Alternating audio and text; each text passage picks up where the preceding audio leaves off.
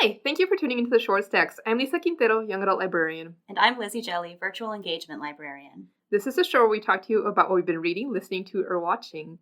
And this week, we are going to be talking to you about books by women authors. We just wrapped up March, which was Women's History Month, and so we wanted to talk a little bit about some different women authors and some books about women. So, Lizzie, what did you read this past month? Oh, what didn't I read this past month, Lisa? As everyone knows, I am a romance lover, so I disproportionately read almost all books by women. I was trying to think of the last book that I read that wasn't by a woman, and I could not think of the titles, so it's been a while, which is great, which is really helpful for this podcast. But I want to talk about the highly anticipated romance novel, Delilah Green Doesn't Care by Ashley Herring Blake. Okay. I know a lot of people were very excited for a new queer romance and a queer contemporary romance with lesbian female leads, which was really exciting because, as we all know, lesbian romance often gets sidelined in the genre. So I was like, great, can't wait, love to read it. And the cover looked really good. It was like purple and it had like a real, someone with like real vintage style. Okay. And then our other character with like tattoos and like leather jacket. And I was like, okay, yes, this is the energy that I'm looking for. So I was really, really excited to read this. So it follows Delilah Green, obviously our titular character. She comes back to her hometown to photograph her estranged stepsister's wedding, which is huge because she hasn't been back to her hometown in like 10 years. She left the day after graduation, get out, didn't want to come back. And when she gets back, she goes to the hometown bar, and lo and behold, her sister's mean girl best friend from high school doesn't recognize her, comes up to the bar, starts flirting with her.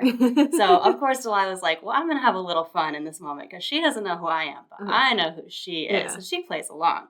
And, of course, when Claire, this is her sister's best friend's name, figures out that it's Delilah, mortified, right? Absolutely mortified. Like, oh, my gosh, you are here for Astrid's wedding. I can't believe I just flirted with you. Oh, my gosh, kind of thing. So we get a little bit of back and forth with that, with all kinds of, like, pre-wedding shenanigans as Delilah and Claire and Astrid's other friend try to stop the wedding because they decide they don't like Astrid's intended at all, which he's kind of a tool, to be fair. Yeah. So, like, I was, like, really rooting for them. I was like, yes, ruin that wedding. Can't wait. We get all kinds of, like, little best friend antics, and we get the really cute, like, kind of, it's like a combination of, like, the enemies to lovers, also, like, friends to lovers tropes, because we have to go from enemies to friends before we get to lovers in this case. So it's super cute, super fun, but also I didn't love it. And it's a good book. It really is. But I think as someone who like had that same kind of experience as Delilah did growing up in like homophobic small town, left right after graduation, didn't really want to go back. It was a tough read in certain spots because you really get to Ashley Herring Blake did not shy away from those emotions that Delilah had to come through and like revisiting her hometown and interacting with people who like still remember her as that really awkward, shy 17-year-old. And she's coming back now as like a fully formed adult who's lived a whole life since then and really has to navigate those complexities. But it was interesting. And it does have some parts that are like just laugh out loud funny. And it was also like, I love those books that make me laugh and cry at the same time, a real roller coaster of a romance. And it's definitely one of those. So if you're really into that, I would recommend. Also, every other review that I've heard of it, people loved it. So I think I'm a real outlier here. So if you disagree, please let me know. Don't let my opinion stop you from checking it out. But yeah, it was a bit of a wild ride. Yeah, sometimes, you know, if you had some, I don't know that trauma is the right word, but if you've had some experiences in like a town or like or, you know, just in general, sometimes revisiting them in a book is not what you want to do. Absolutely. I was like, wow, I really needed a little warning for this one. I didn't think we were going to go through that. I was like, woof, man, that sounds real familiar, actually. But it was good, and I think it was well handled, which made me keep going and keep reading it. Yeah. So it was good. So I read a few different things. The first one I'm going to be talking about is Burnout, which is a nonfiction book. The subtitle is The Secret to Unlocking the Stress Cycle, and it was written by a set of twins named Emily and Amelia Nagoski. Emily is a doctor of health behavior. She has taught classes on human sexuality, relationships and communication, stress management, and sex education. She has a degree in psychology. And Amelia is a doctor of music. She is a choral director. And so basically, when Amelia was in grad school, she had this breakdown. and realized that it was because she was burnt out. She went to doctors and nobody knew what was wrong with her. Everybody was just like, we have no idea. And she's just like, I'm exhausted, I'm sick. She ended up having to have like her appendix taken out, like these different things happened because she was, she was trying to juggle her home life with her kids and her husband and also, being in grad school and doing all this stuff. And she just was like, I can't do this. And so her sister, who, studies the science behind stress and health behavior, has some suggestions for Amelia on ways to reduce stress, but together they decided to do more research into this because they realized that this is something that, is pervasive among women, because it's written specifically for a woman or femme audience. And one of their big points is that women in society, like they say, there's two different kinds of people in our Western patriarchal society. There are human beings and human givers. And they're like, and people who are women tend to be seen as human givers and men tend to be seen as human beings. And so, women are expected to give. And if we don't give, then we're bad women. And you just kind of keep giving. And if you're like running on empty, like it doesn't matter. You just have to keep giving because otherwise you're not a good, in quotes, woman. It's true, when you think about it, like women are expected to be parents and we disproportionately work in helping fields, like teachers and nurses and a lot of service jobs. And to, do things like they do a couple different sketches of two different people and kind of follow them along throughout the book to see how they deal with their stress. And one of them is a woman who gets so sick because she is dealing with her family. She has to like manage her husband's emotions stuff and doing a lot of emotional labor. And then on top of it, she's moving and she's got a new job and, and all these different things. And it's just, it ends up making her physically ill. And so they talk a lot about ways to break that stress cycle. One of the things is to not be a giver all the time, that, we should not center our lives around giving, that we need to see ourselves as human beings to some degree. But their argument is not that everybody should be seen as human beings, but that everybody should be a bit of a human giver, that, men should be taught to give more too. And so we see that in the story of the woman who gets ill. Her husband ends up, when she gets ill, finally stepping up and like helping take care of their daughter. And he realizes like, oh, she hates eating this. She doesn't want to do this. She has strong opinions about what to wear to school. She has all these things. And he's, he basically breaks down in front of his wife and is like, this is awful. And she just kind of like laughs and is like, what do you think I've been dealing with for the last 13 years? And kind of how we need to support each other. Men need to, step up and support women more. Yeah. So it's interesting because, like I said, they break it down.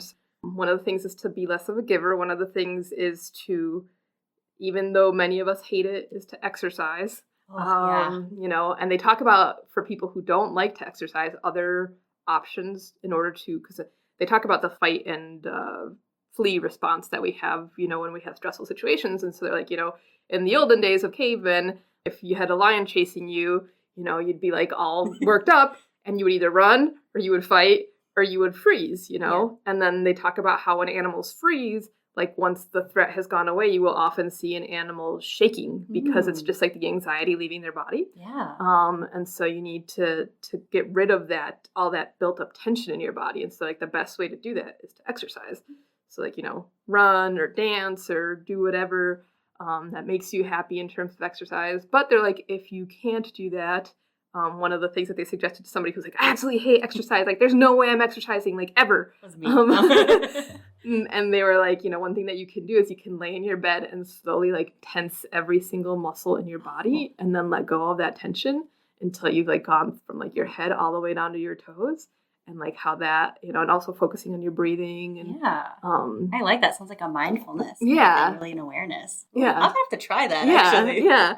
And then they talked about, gratitude, but they talked about it in terms of like, we get told as women that we should be grateful for everything and that we should make these lists of like being grateful for like 10 things or whatever. And so one of the things that they talk about is that gratitude is important, but it's not about the things in your life. It's more about the people in your life and the experiences that you've had in your life. So if you're doing gratitude journaling, to like focus on those things. And so they have a lot of other great insights and tips, and it's told in a very conversational style. I listened to the audiobook, and it's kind of like, sitting there talking to a couple of friends, and it was not as painful as some other self-help books can sometimes be. Yeah. And it was cool because they also like talk about, how things affect women of color differently, and also, they talk about sizeism, and they talk about all sorts of different things that affect women, and how all of that adds on to our stress, and how we need to, break out of this cycle so that we're not burnt out, we're not all sick, and we don't all hate our lives. How timely, first of all. Like, yeah. This is such a, I don't know, something that I feel like a lot of us have been experiencing the past years, it feels like. Yeah, exactly. And that's why I wanted to read it. I've been on the hold list for the audiobook for 6 months. Oh, wow. Yeah. And like I think we don't have a copy of the book here, but there's several copies in the system. But yeah, it is available on Libby. But it did take me 6 months to get the audiobook on Libby. It's good to know it's popular, I guess. Hopefully we're all starting to break out of our stress cycle. Yeah, not many of us are reading it. Yeah, and I had originally heard about it. There's the psychiatrist, Brene Brown, and she has a podcast, and the sisters had been on the podcast talking about it, and so I was like, I'm feeling this way. I should like, that hits a little too close to home, maybe actually. read this book. And yeah, I like it because it includes a lot of like science, neuroscience, social science. I'm really into that sort of stuff, and kind of breaking down why things happen the way they do in terms of our bodies, in terms of our brains, in terms of our psychology. Because I think when things have an explanation for me, it's easier for me to enact the behaviors that they want us to enact than when they don't have an explanation. Because then I'm just like, why am I doing this? That makes sense. I don't like being told what to do either, unless there's a good reason for it. Yes. So. Yeah, so that's Burnout by Emily and Amelia Nagoski. Very cool. Mm-hmm. I don't know. It's really interesting that our first two books we're talking about, we both see ourselves kind of reflected in them. I was like, ooh, interesting. A lot of learning happening this month in a bunch of different ways. Yeah. All right. Well, I can talk about another book that I read this past month, which is, shocker, a romance. But it is Diana Quincy's The Viscount Made Me Do It. It is the second book of her Clandestine Affairs series, and I have a real love of the second book in a series. I found. I usually, if I like the first one, I'll love the second one, and I won't like the third one. Okay. And it's been true a few times, and I'm wondering if it's me or if other people are having the same experience. But I really love diverse historical romances, and there's been a big push in those coming out in the past couple of years as the genre's really had to have a reckoning with itself to do a little better. So Diana Quincy is a real queen of that, I will say. And this novel follows bone setter Hannah Zaidan in London. She is from a Middle Eastern immigrant family, and she took over her father's practice when he died, to her grandma's like absolute dismay. She's like, what are you doing alone in a room with a man and you're touching him and like adjusting his arm? Don't do that. And she's like, but I'm good at it, Grandma. I'm the best in town, so I'm going to keep doing it. And she is. Like, she's incredible at her job. But they talk a lot about at the time that like bone setting was seen as like kind of a fraud kind of thing. It's like, oh, they're not actually doing anything because it wasn't seen as like an actual like helpful medical science. It's like a chiropractor basically, or like helping like with joint health and that kind of thing. So one of those doubters is the Viscount Griff to his friends, of course.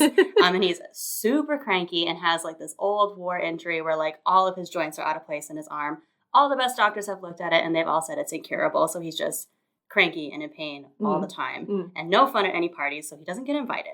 So he takes it upon himself to disprove Hannah Zaidan after she, get this, within the first 5 pages, a man disrespects her time, so she dislocates his wrist on purpose.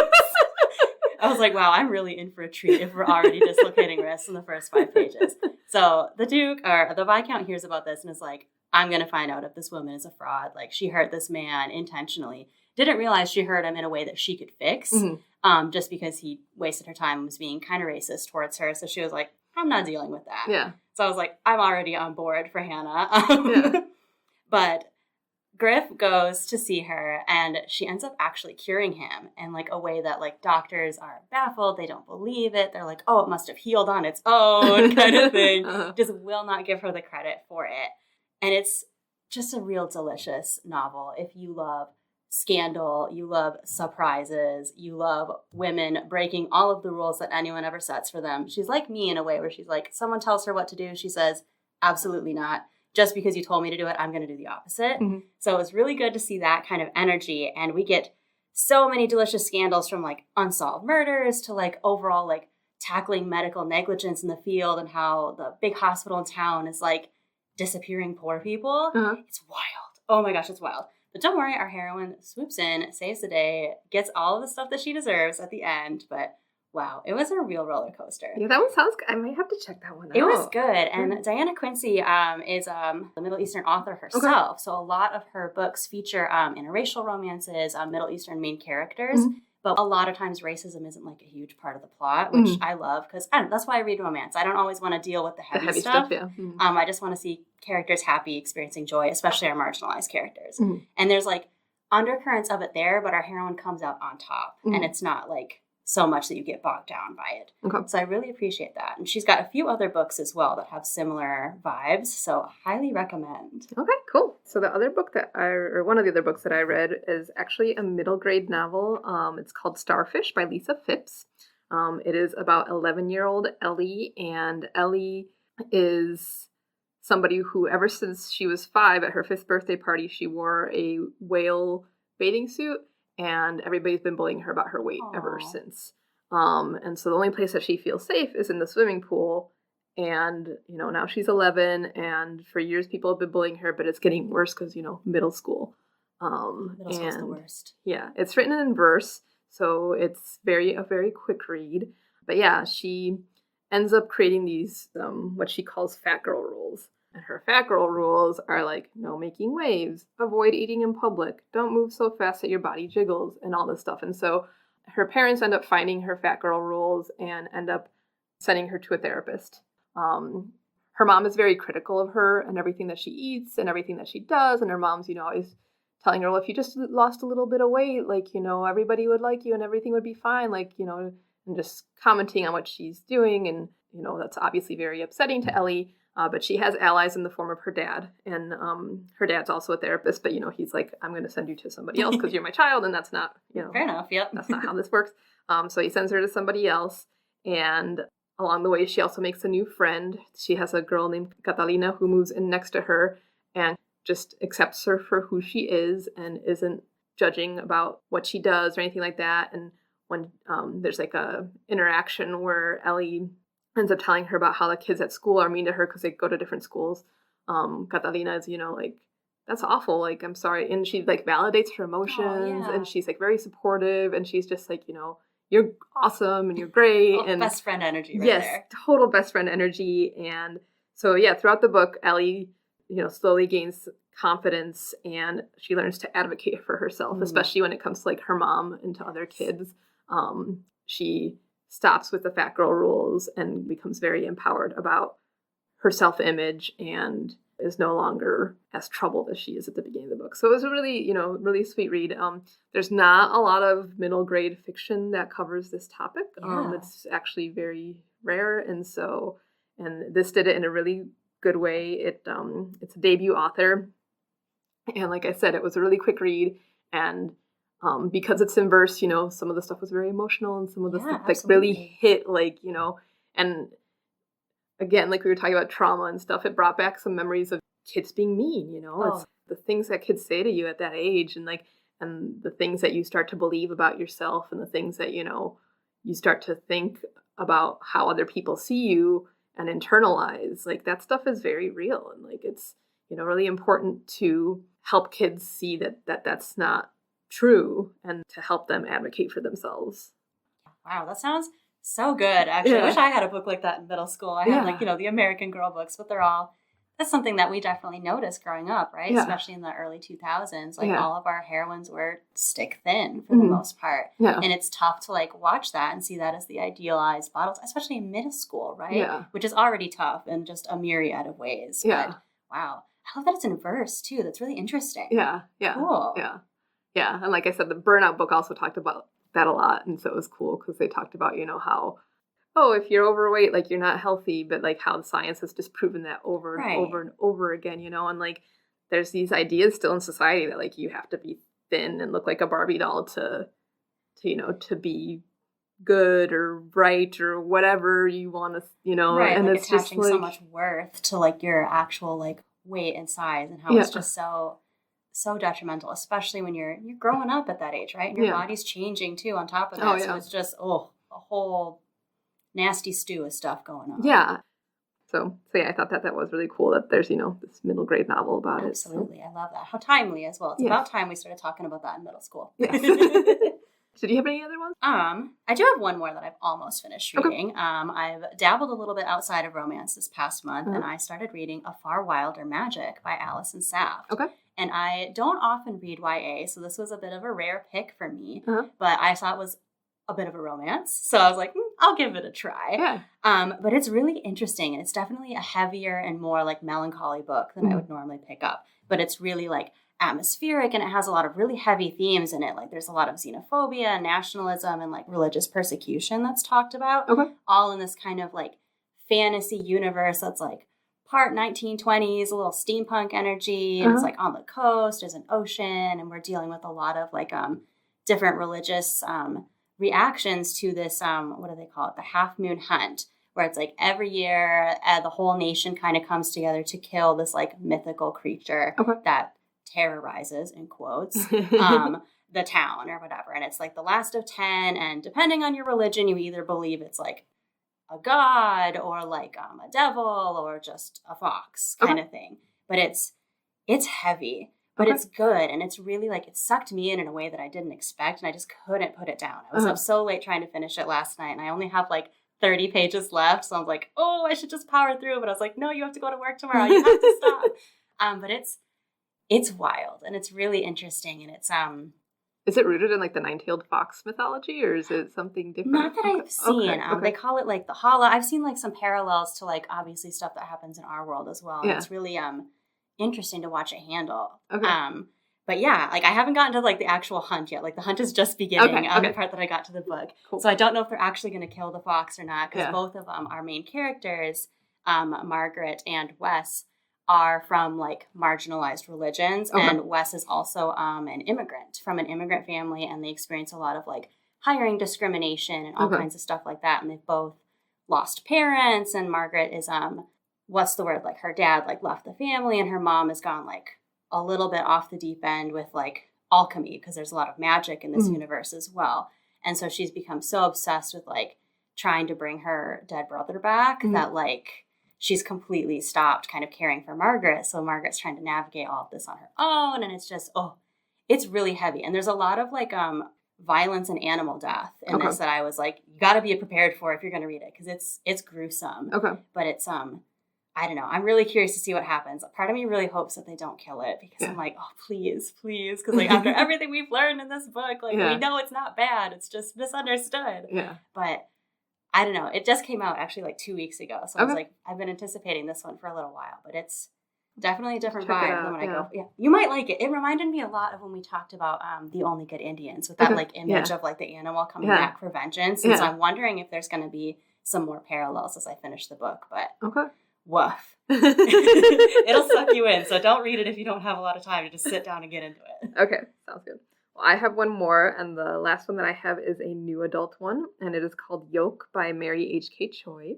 So it's a new adult book, and it is about a pair of sisters, Jane and June. That's their American names. They're Korean, so they have given Korean names, but they go by Jane and June. And they're from Texas, and they both live in New York City now. And one of them is in college. She's going to art school. And then the older one like works in finance and has her own apartment. And neither of them really talk to each other. They have this very like tense sisterly relationship where like their parents have pitted them against each other a lot, where they're like, June's the smart one and Jane's the pretty one. And, and that kind of sort of dynamic going on. And so everything kind of takes a weird twist when at the beginning of the book, June shows up at like a bar that Jane's hanging out at and like asks her to come over for dinner. And like she comes over for dinner and they start hanging out more and talking more. And we find out later that part of the reason that she had her come over for dinner was so she could steal her ID so she could commit insurance fraud. That's heavy. Because she has uterine cancer. Okay. And so throughout the book, we see their relationship get strained and then come back together and then get strained and come back together because Jane, the younger one, had stolen her older sister's ID so that she could drink at the bars because she's 20. She's not 21 yet. And because their names are close enough and they look, they look close enough.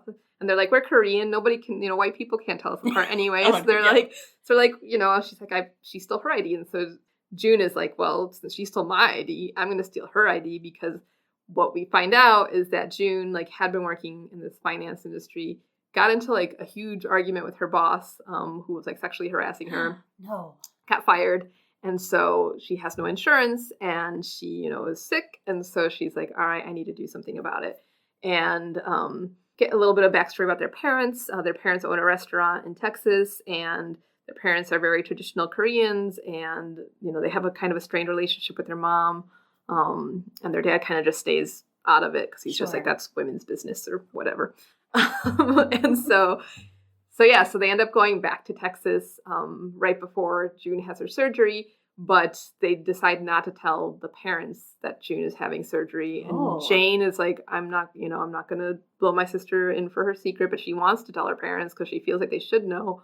But she also knows, and so does June, that, June's supposed to be the perfect one, and June's supposed to, have all her stuff together, and she doesn't want to make her parents worry, and her parents, like, she wants to be the good eldest daughter and all these things. And so they end up spending a week with their parents in Texas and kind of getting to know each other even a little bit more, because, sometimes the environment that you're in affects how your relationships are. I know, at least in my family, like, when I hang out with my sister one-on-one, like, it's totally different than when we hang out with my parents. Like, dynamics change. It's very weird. Even, some dynamics just continue on for the rest of your life, it feels like, and you're just like, why? But yeah, so they end up going back to New York so she can have her surgery. And when she goes to have her surgery, her mom shows up because Jane ended up calling her after all, because she's like, Mom would want to know. Right. And throughout the whole thing, Jane also has, like, an eating disorder, and so it deals with that a lot. And one of the things that June, like, because June lets Jane eventually move in with her, because Jane is, like, has very low self-esteem, and she bounces from relationship to relationship to relationship, just kind of crashing with different dudes, and using, kind of sex as a way to ensure that she has a place to stay. And so she ends up at a point where her sister's just like, just move in with me. And at first, like, they get into this fight, and they don't move in together, but then they do move in together. And then, like, eventually she's like, you can stay with me, but in order to stay with me, you need to get help for your eating disorder, because she's bulimic. And her sister's like, I know about what you do. And, she thinks she's got this whole secret under, and so they've both been keeping these secrets, and they've been keeping these secrets from their parents. And it was very relatable to me, because kind of a little bit how my family dynamic has been. Like, I feel like a lot of immigrant families, because you're told that, like, you have to be a certain way, and and you don't want to cause ripples, and also there's different expectations in different cultures. And so at least in Latino culture, like, I know it hit close to home, and I was just like, these people could be my family. Ooh, you see yourself in the book like, oh, wait, this is a little too familiar. But it was really good, and I really liked, because again, it's familiar. I had a similar thing with my sister. We didn't commit insurance fraud or anything like that. Yeah, but don't admit to that on here now. But no, like, when we were younger, we kind of had this more adversarial relationship, and as we've grown older, we've grown quite close. And I think it's important for siblings, but especially sisters, to support each other and to be there for each other.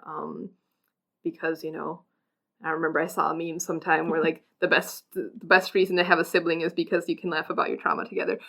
Yeah, I think I saw the same meme. But yeah, and ultimately, they also strengthen their relationship with their parents a little bit more, because instead of, because their mom is just like, I just want to know what's going on with you. Also, their mom's reaction when she finds out that they're committing insurance fraud is, like, the most hilarious thing. Because they're in the hospital room and the doctor's calling June Jane and Jane June, and the mom doesn't even, like, blink an eye, and then afterwards in Korean says to Jane, like, why was she calling you this and her that? And then she's like, oh, she has to use my insurance in order to have the surgery. And then the mom's like, oh, so-and-so from church had to do that too. It's fine. And that's, oh my gosh. That's the thing is like immigrant communities, and you're just like, you got to do what you got to do sometimes. And so it was really, but yeah, it was good. It was a little bit sad at times, but it had like, uplifting moments, and ultimately it had a happy, uplifting ending. And so dealt with a lot of heavy topics, but I feel like it was good for like a new adult book though, because I feel like a lot of those issues are things that you're kind of dealing with, navigating, because one of the things that they're both navigating is kind of becoming their own people now that they're in New York City and that they're, away from their parents, and, kind of figuring out why they do things the way that they do. Because ultimately, like the younger sister realizes that part of the reason she's bulimic and she is like jumping from dude to dude is she was like sexually abused in high school and dealing with all that sort of stuff. And I feel like your early 20s are definitely a time of a lot of that reckoning and being like, what am I doing and what is life? A lot of unpacking, that's for sure. Yes. Wow, that sounds so good though, but so complex. So yes, much going on. That's definitely what complex. I would like. Real roller coaster read. Yes, very roller coaster, but very good. All right, so library news. So one of the biggest things we have going on right now is Shorewood Reads. And Lizzie is one of the organizers. You want to tell us a little bit about what's going on with Shorewood Reads this year? Oh, absolutely I can. It has been a whirlwind. We are so excited to bring Shorewood Reads back this year in 2022. And our community read this year is The Coyotes of Carthage by Stephen Wright. It's a bit of a mystery, a bit of a political thriller, and also some satirical elements. So it's really, really a wild ride. Okay. But I highly recommend. There are copies available at the library, on our Lucky Day shelves, and you'll even find them throughout the community in Shorewood at local businesses. But the culminating events are all happening this month in April. We have a bunch of book discussions coming up here at the library in Shorewood Village Center.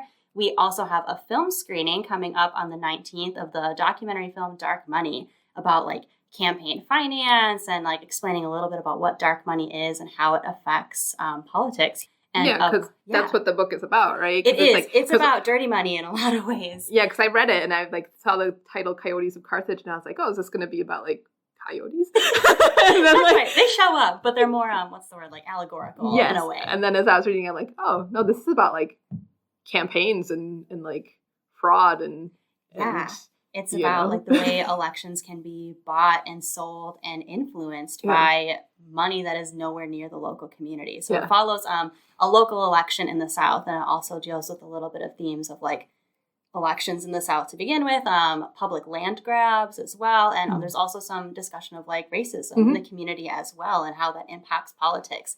So there's a lot going on, but it's by a Wisconsin author, actually. Stephen teaches at the University of Madison in both law and creative writing, but he will be visiting the Shorewood Public Library on April 27th. He'll be doing 3 different things throughout the day. I know he has a writing workshop planned in the morning, another presentation in the afternoon, and of course, he will be talking about his book, The Coyotes of Carthage, that evening, with Daniel Golden from Boswell Books. Oh, cool. And there'll be question and answer afterwards and refreshments, of course. So please come and meet the author, ask your questions, find a copy of the book, give us a call. If you can't, we can absolutely point you towards one.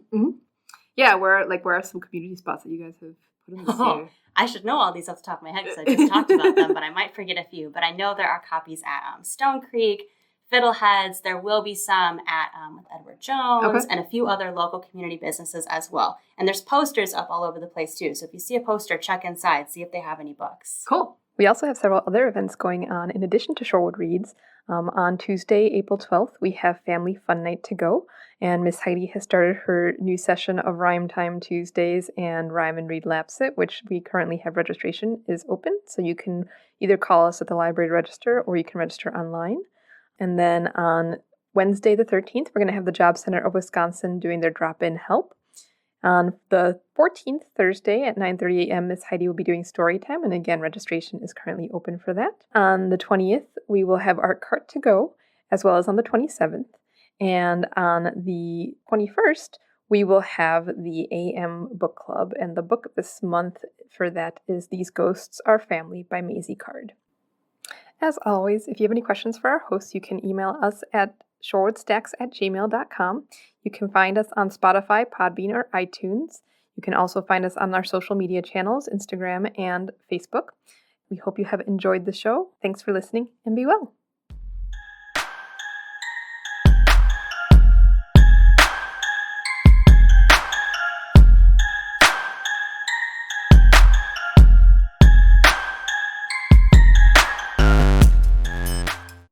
The Shorewood Stacks is written and recorded by Lisa Quintero and Lizzie Jelly for the Shorewood Public Library. Music for the show is called Ice Flow and is by Kevin MacLeod and can be found on incompetech.com.